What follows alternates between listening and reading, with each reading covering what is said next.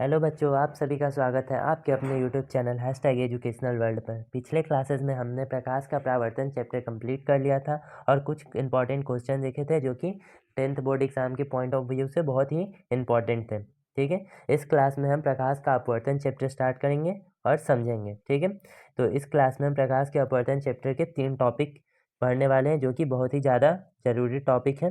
ठीक है, सबसे पहले प्रकाश के अपवर्तन के बारे में जानेंगे कि प्रकाश का अपवर्तन क्या होता है, कब हम कहेंगे कि प्रकाश का अपवर्तन हुआ या नहीं हुआ। ठीक है, उसके बाद पार्श्व विस्थापन अर्थात लैटरल डिस्प्लेसमेंट के बारे में जानेंगे।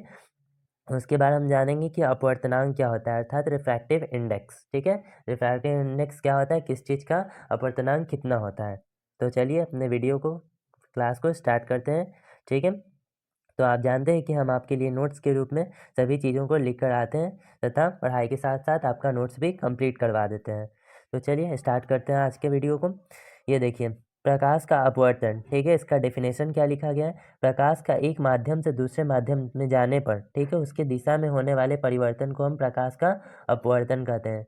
प्रकाश का अपवर्तन किसे कहते हैं, जब भी कोई प्रकाश किसी एक माध्यम से दूसरे माध्यम में जाता है, ठीक है, तो उसके दिशा में कुछ परिवर्तन हो जाता है अर्थात उसका डायरेक्शन कुछ चेंज हो जाता है। ठीक है, तो उसी को हम प्रकाश का अपवर्तन कहते हैं। ठीक है, जैसे कि यहाँ पर आप पिक्चर में देख सकते हैं, जैसे कि हवा से कोई प्रकाश आया यहाँ पर कांच स्लैब पर पड़ा। ठीक है, और यहाँ से कुछ क्या हो गया, नीचे की ओर धंस गया। ठीक है, उसके बाद यहाँ से निकला। ठीक है, तो फिर कुछ बाहर की ओर निकल गया। तो ये क्या हुआ है, प्रकाश के दिशा में परिवर्तन हो गया है। ठीक है, क्या हुआ है, प्रकाश के दिशा में परिवर्तन हो गया है। इसे ही हम प्रकाश का अपवर्तन कहते हैं। ठीक है, प्रकाश का परावर्तन क्या था, जब प्रकाश किसी एक माध्यम में आता है, ठीक है, और दर्पण से टकराने के बाद उसी माध्यम में चल जाता है। लेकिन प्रकाश का अपवर्तन क्या है, प्रकाश जब भी आएगा किसी एक माध्यम से और दूसरे माध्यम से गुजरेगा, ठीक है, तो उसके दिशा में कुछ परिवर्तन हो जाएंगे, उसी को हम कहेंगे प्रकाश का अपवर्तन। देखिए, उसके ऊपर क्या था, ये विरल माध्यम था और नीचे एक सघन माध्यम था। विरल बोले तो जिसमें ढीला ढाला माध्यम और एक सघन माध्यम अर्थात कोई ठोस। ठीक है, तो यहाँ पर गया तो इसके दिशा में एक परिवर्तन हो गया, इसे ही हम प्रकाश का अपवर्तन कहेंगे। इसको आपको दिखाया गया है कि इसमें कौन से कौन क्या होंगे। ये देखिए, जो प्रकाश आया था अर्थात जो प्रकाश इस कांच स्लैब पर पड़ा, ठीक है, उसी को हम आपतित किरण कहेंगे। ठीक है, और जो कांच स्लैब इसके नीचे से निकला, ठीक है ना, उसी को हम अपवर्तित किरण कहते हैं। क्या कहते हैं, अपवर्तित किरण कहते हैं। जो आया और कांच स्लैब पर पड़ा उसे हम क्या कहेंगे, आपतित किरण। ठीक है, जो कांच स्लैब के नीचे से निकला उसे हम अपवर्तित किरण कहेंगे। ठीक है, और बीच में जब एक सीधा लाइन पार देते हैं तो इसे क्या कहा जाता है, इसे नॉर्मल अथवा अभिलंब कहा जाता है। और यह अभिलंब किस बिंदु पर खड़ा होता है, अपवर्तित बिंदु पर खड़ा होता है। ठीक है, यह अभिलंब अपवर्तित बिंदु पर खड़ा होता था। ठीक है, तो देखिए, जब ये कोण बनाया है, ठीक है, अपवर्तन का कोण बनाया है, ठीक है, किसके साथ बनाया है, अभिलंब के साथ बनाया है, तो इसे ही अपवर्तन कोण कहते हैं। समझे ना, इसे क्या कहते हैं, अपवर्तन कोण कहा जाता है। और नीचे इसके जो है ये भी एक अपवर्तन कोण है। ठीक है, और ऊपर वाले कोण का दूसरा नाम आपतन कोण भी है और नीचे वाले का अपवर्तन कोण। ठीक है, ये देखिए यहाँ पर कोण आई लिख दिया है, इसका आप बोल सकते हैं आपतन कोण नाम है और इसका अपवर्तन कोण कोण आर। इसके नीचे यहाँ पर लिखा भी गया है,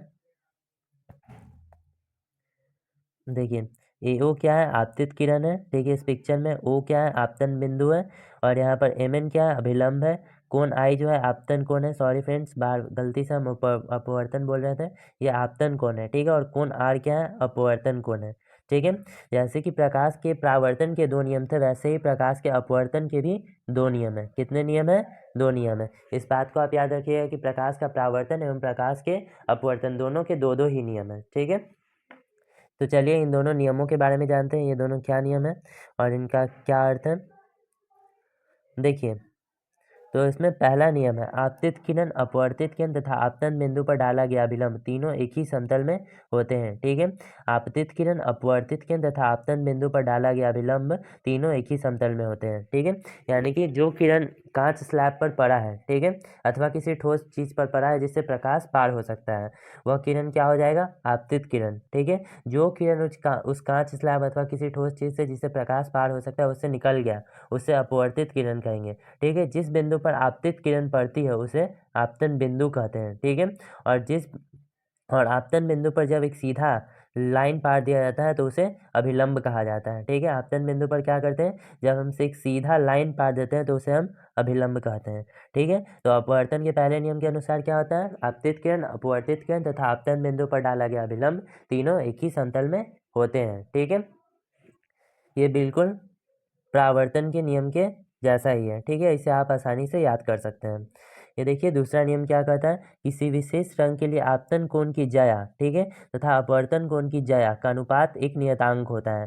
ठीक है, इस नियम से ज़्यादा क्वेश्चन 10th में पूछे नहीं जाते हैं। ठीक है, इसलिए आप इसे नॉर्मली याद रख सकते हैं, केवल इसको भले ही लिखने के लिए आपको दिया जा सकता है। देखिए तो इसे याद कर लीजिए, किसी विशेष रंग के लिए क्या होता है, आपतन कोण की ज्या और अपवर्तन कोण की ज्या का अनुपात क्या होता है, एक नियतांक होता है। समझे ना, क्या होता है, एक नियतांक होता है और उस नियतांक को हम म्यू से सूचित करते हैं, म्यू से। ठीक है, अर्थात यू लिख दिया जाता है, यू जैसा होता है म्यू, ऐसा कुछ होता है। ठीक है, इसको हम क्या कहते हैं, म्यू कहते हैं। इसके अनुसार क्या होता है, आपतन कोण की ज्या और अपवर्तन कोण की ज्या का अनुपात एक म्यू कह सकते हो। ठीक है, नियतांक को म्यू कह सकते हो। ठीक है, sine i by sine r, ज्या को ही इंग्लिश में साइन कहा जाता है। ठीक है, और चूंकि आपतन कोण की ज्या अर्थात साइन आई हो गया और अपवर्तन कोण की ज्या अर्थात साइन आर हो गया। ठीक है, इस नियम को स्नेल का भी नियम कहा जाता है, अर्थात अपवर्तन प्रकाश के अपवर्तन के दूसरे नियम को हम क्या कहते हैं, स्नेल का नियम भी कहते हैं, क्योंकि इसे स्नेल द्वारा ही दिया गया था। ठीक है, इसके बाद क्या लिखा गया है, ये देखिए विभिन्न माध्यमों में प्रकाश की चाल को लिख दिया गया है ताकि आप याद कर सके। तो हवा में प्रकाश की चाल 3 × 8 10⁸ मीटर पर सेकंड, पानी में 2.5 × 10⁸ मीटर पर सेकंड और कांच में 2 × 10⁸ मीटर पर सेकंड होता है। ये प्रकाश की चालों को लिखा गया है। ठीक है, अब देखिए आगे पार्श्विक विस्थापन क्या है। उससे पहले एक बात आपको लिख दिया गया है, नोट पॉइंट है, हवा के सापेक्ष कांच का अपवर्तनांक क्या होता है, कांच का अपवर्तनांक यहाँ पर जी लिखा हुआ है। ठीक है, ऊपर जी लिखा हुआ है, फिर यहाँ पर म्यू लिखा हुआ है और फिर यहाँ पर ए लिखा हुआ है। ठीक है, यानी कि हवा के सापेक्ष क्या किसका अपवर्तनांक है, कांच का। ठीक है, refractive index of glass with respect to air. ठीक है, refractive index of glass with respect to air, mu बीच में लिखने का मतलब है कि हवा के सापेक्ष में कांच का अपवर्तनांक। ठीक है, इसके आगे देखते हैं क्या लिखा गया, पार्श्विक विस्थापन अर्थात लैटरल डिस्प्लेसमेंट। ठीक है, लैटरल डिस्प्लेसमेंट किसे कहते हैं, क्या है ये पार्श्विक विस्थापन। तो देखिए कांच स्लैब से निकलने वाली निर्गत किरण तथा आपतित किरण के मूल पथ के बीच की लांबिक दूरी को हम क्या कहते हैं, पार्श्विक विस्थापन कहते हैं। ठीक है, किसको फिर से पढ़ते हैं, कांच स्लैब से निकलने वाली निर्गत किरण तथा आपतित किरण के मूल पथ के बीच की लांबिक दूरी को पार्श्विक विस्थापन कहते हैं। ठीक है, इसके लिए हमने आपको पिक्चर भी बनाया। देखिए देखिए यहाँ क्या होता है, देखिए यहाँ से कोई किरण पड़ा है। ठीक है, तो ये ओरिजिनली यहाँ से ना निकलना चाहिए था। ठीक है, कहाँ से निकलना चाहिए था, यहाँ से, लेकिन ये इधर से थोड़ा झुक के यहाँ से निकला है। तो इसके बीच की जो दूरी है ना, इसी को हम पार्श्विक विस्थापन अथवा लैटरल डिस्प्लेसमेंट कहते हैं। ठीक है, इसे डी से सूचित किया जाता है, किससे, डी से। देखिए विरल माध्यम से एक लाइट सघन माध्यम में गया तो वो क्या हुआ, यहाँ से झुक गया, किसकी ओर झुक गया, तो अभिलंब की ओर झुक गया। ठीक है, और फिर यहाँ से निकल गया, समझे ना। और ओरिजिनल पथ क्या था इसका, इधर जाना चाहिए था। ठीक है, और इनके बीच की लांबिक दूरी को हम पार्श्विक विस्थापन अर्थात डी कहते हैं। ठीक है, लैटरल डिस्प्लेसमेंट। अब देखिए पार्श्विक विस्थापन किन बातों पर निर्भर करता है। तो देखिए कांच स्लैब की मोटाई का सीधा समानुपाती होता है पार्श्विक विस्थापन। ठीक है, यानी कि अगर कांच स्लैब की मोटाई बढ़ाई जाए तो पार्श्विक विस्थापन भी बढ़ जाएगी, और अगर घटाई जाए तो पार्श्विक विस्थापन क्या होगा, घट जाएगा। ठीक है, आपतन कोण का सीधा समानुपाती होता है, यानी कि जो कुछ उस पर आपतित हो रहा है, जिस कोण पर वो आपतित हो रहा है लाइट, उसके क्या होता है, सीधा समानुपाती होता है। यानी कि आपतन कोण बढ़ेगा तो पार्श्विक विस्थापन भी बढ़ेगा, आपतन कोण घटेगा तो पार्श्विक विस्थापन भी घटेगा। ठीक है, कांच स्लैब के अपवर्तनांक का सीधा समानुपाती होता है, यानी कि जिस कांच से हम लाइट पार कर रहे हैं, ठीक है, उसके अपवर्तनांक का सीधा समानुपाती होता है। अब ये अपवर्तनांक क्या है, ठीक है, तो इसको हम आगे वीडियो में समझने वाले हैं। वैसे ये क्या होता है कि एक माध्यम में अपवर्तन और दूसरे माध्यम में अपवर्तन का अनुपात होता है, अपवर्तनांक। ठीक है, तो ये क्या होता है, कांच स्लैब की मोटाई का सीधा समानुपाती होता है, कौन, पार्श्विक विस्थापन याद रखिएगा, ठीक है।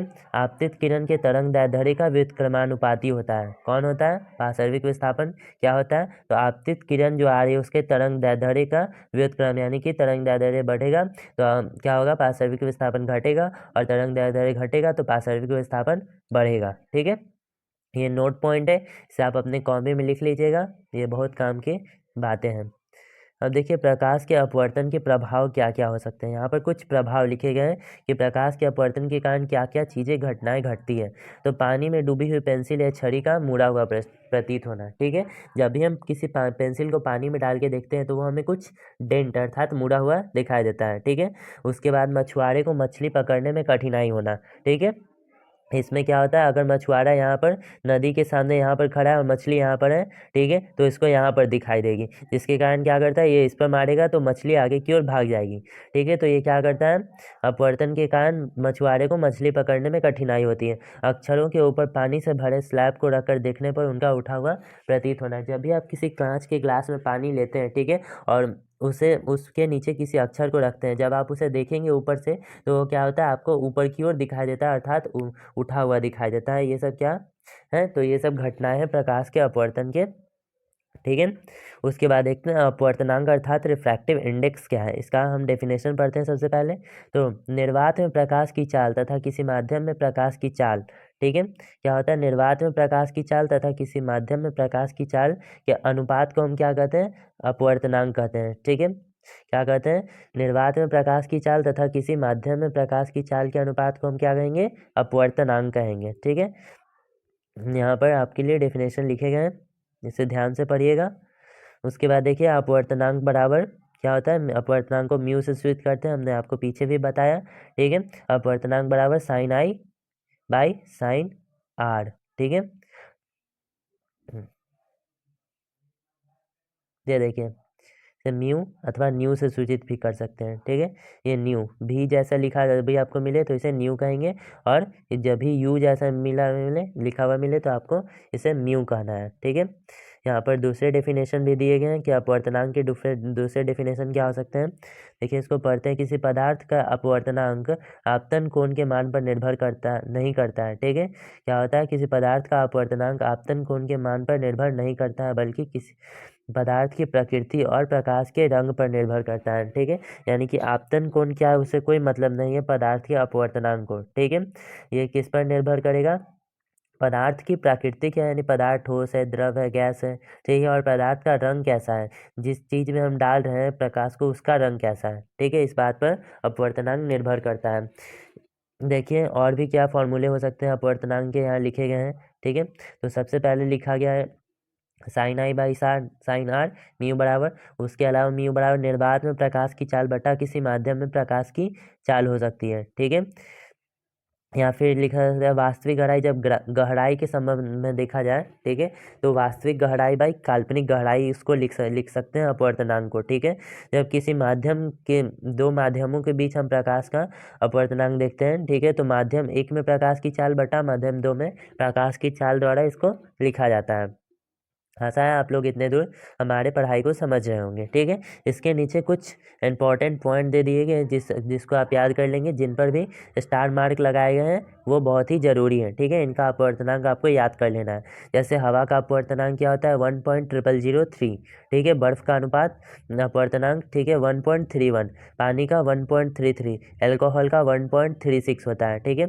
उसके अलावा हीरा का, ये बोर्ड एग्जाम के पॉइंट ऑफ व्यू से बहुत ही इंपॉर्टेंट है, यहाँ पर होता है 2.42, ठीक है। क्या होता है, 2.42 होता है हीरा का अपवर्तनांक, इसे आप अच्छी तरह याद करिएगा। इसके अलावा नीलम का अपवर्तनांक कितना होता है, तो नीलम का अपवर्तनांक होता है 1.77, सबसे लास्ट नीचे लिखा गया है, ठीक है।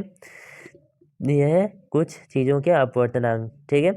तो हमने आज का वीडियो अच्छी तरह कंप्लीट किया, आगे भी हम इसी तरह अपने वीडियो को कंप्लीट करेंगे और अच्छी तरह पढ़ाई करेंगे, ठीक है। तो इस वीडियो को हम यहीं पर समाप्त करते हैं। अगर आपको वीडियो अच्छा लगा हो तो वीडियो को लाइक करें, ठीक है, शेयर करें और चैनल को सब्सक्राइब करना ना भूलें, ठीक है।